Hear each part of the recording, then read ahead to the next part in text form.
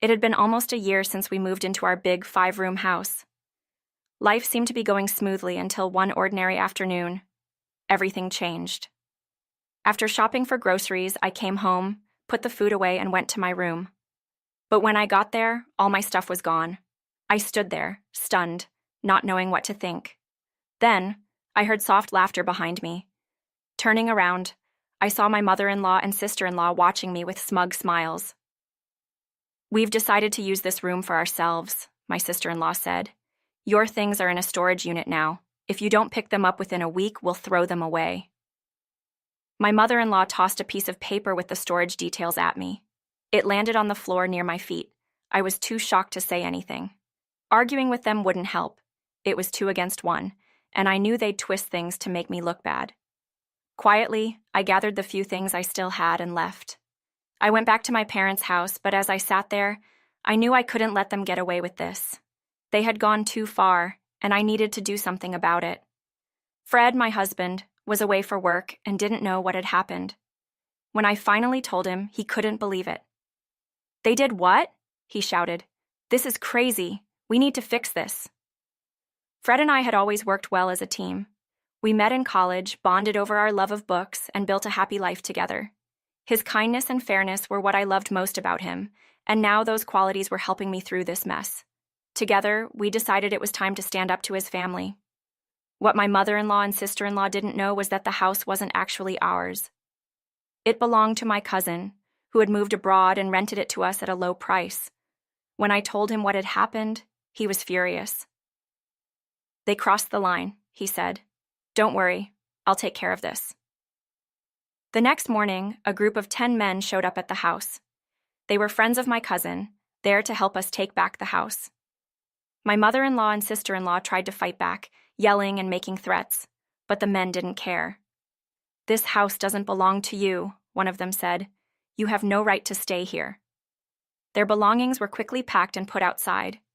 As they stood in the driveway looking angry and embarrassed, I felt a small sense of justice. For months, they had treated me like I didn't belong, and now they were finally being held accountable. But the trouble didn't end there.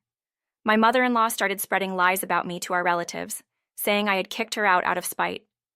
Soon, I was getting calls and messages from family members, asking why I had done such a thing.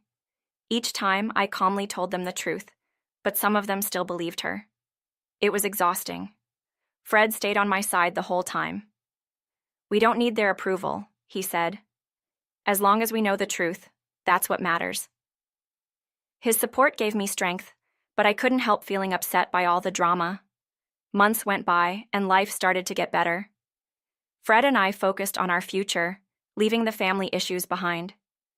Just when we thought everything had settled, another problem arose. 9 months after being evicted, my mother-in-law showed up at our door with suitcases. "I have nowhere else to go," she said, walking right into the house. Fred and I looked at each other, surprised. "Why can't you stay with Amy?" Fred asked, referring to his sister. "Amy moved in with her boyfriend and left me," my mother-in-law said bitterly. "I sold the family house thinking we'd live together, but she had other plans. Now, I'm all alone." Despite everything, Fred couldn't turn her away. "She can stay for a while," he told me later. "But if she causes problems, we'll have to figure something out." It didn't take long for problems to start. She refused to help around the house and acted like I was her servant. One night, as I cooked dinner, I overheard her on the phone with Amy. "It's great here," she said. "I have 2 people doing everything for me." Hearing that made my blood boil. That night, I told her she needed to contribute. "You can't just sit around while we do all the work," I said. She laughed. "I'm Fred's mother. It's his job to take care of me. You should be grateful I'm here." Fred had had enough. "Mom, this can't go on," he said. "You need to find another place to stay." "You're choosing her over me?" she cried. "Your own mother?" "This isn't about sides," Fred replied. "It's about respecting boundaries." The situation got worse, and we knew something had to be done.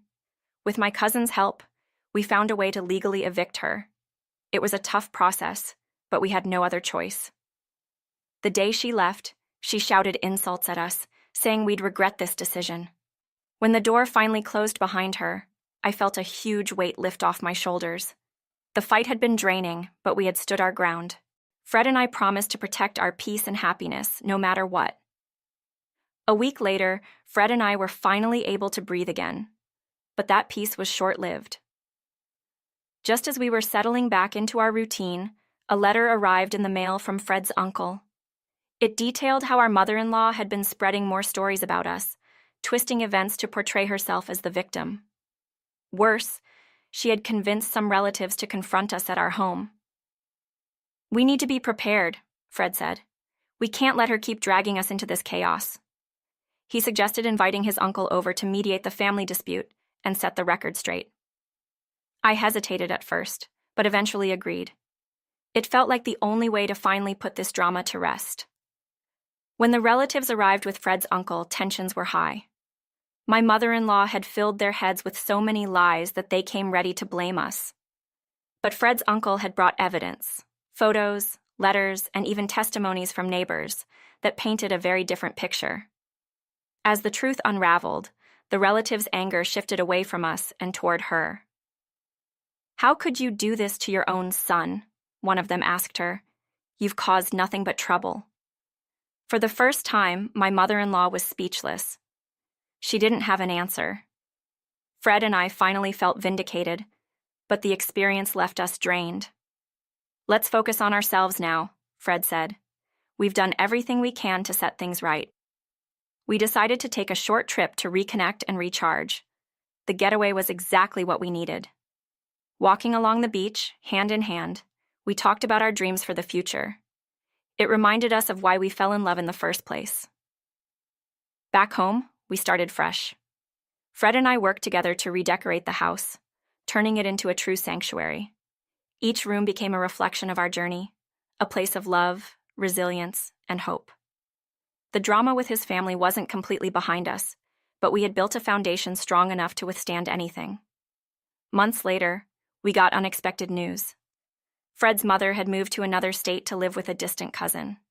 She had finally stopped interfering in our lives.